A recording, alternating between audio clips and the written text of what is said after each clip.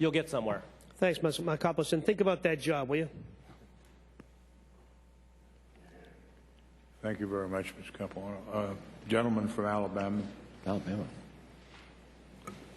Thank you. Mr. Markopolos, thank you.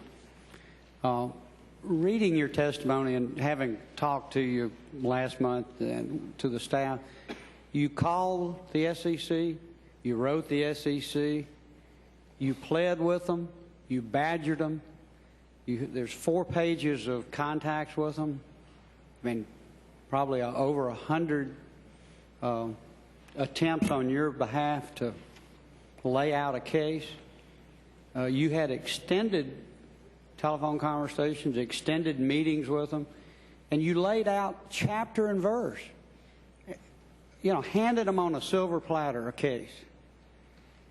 Was it incompetence? I mean, I'm amazed that they could have ignored what you gave them. Was it incompetence? Was it a conflict of interest? Was it just a lack of willingness to take Madoff on? I think it was a combination of incompetence and an unwillingness to take on a major player like Mr. Madoff. They fear the big cases.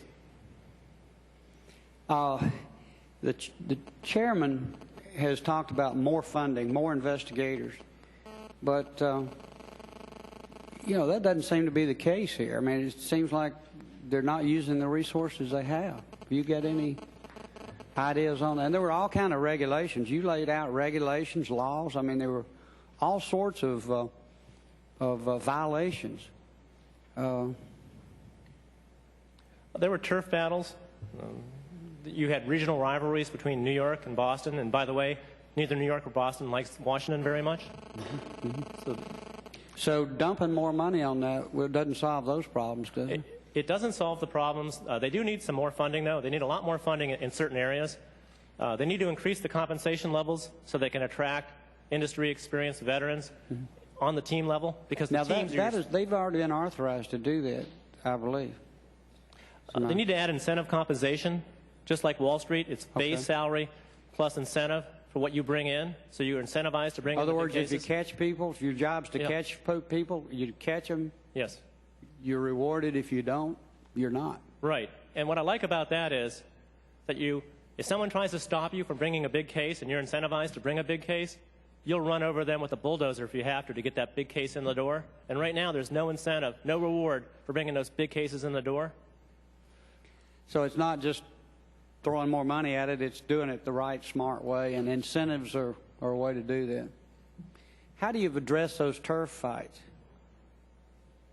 How do you address sort of the sacred cows out there that they just won't take on? I think that if you're Boston referring a case to New York, you get incentive credit for that as part of the bonus scheme for turning in a case to another region. You need to increase cooperation that way. Thank you. What would you ask us to do? What could we do differently? As Congress? Yes. And I will tell you this, that you've heard the so-called pay for play in municipal bonds. Yes. Well, actually, 10 years ago, we laid out a case to the SEC on what was going on. Again, 2 years ago, we laid out a case exactly what was going on in Jefferson County. They did nothing for a year. Finally, a whistleblower, someone came forward on something else and was caught. So, I mean, your experience, you know, is very similar experiences some of us on the Hill have had. Congressman, I know what happened in Birmingham, Alabama, and it happened in my hometown of Erie, Pennsylvania, the same thing with the municipal securities fraud. It happened in Massachusetts as well.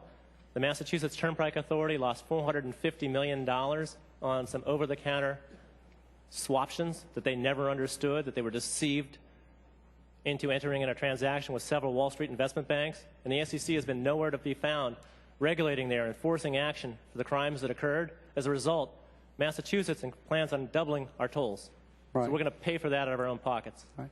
And, you know, that happened under the Clinton administration. It happened under the Bush administration. It was, my letter was actually to the Clinton administration. But I'd like to, with permission of the committee, with unanimous consent, to introduce my letter to the SEC similar experience that you had. Now, the difference is I was relying on other people. I actually had trusted them or relied on them to look at the information and tell me whether it was true or false. And they told me there wasn't anything to it, basically. I think what you'll see is that the SEC is busy protecting the big financial predators from investors, and that's their modus operandi right now. Mm-hmm.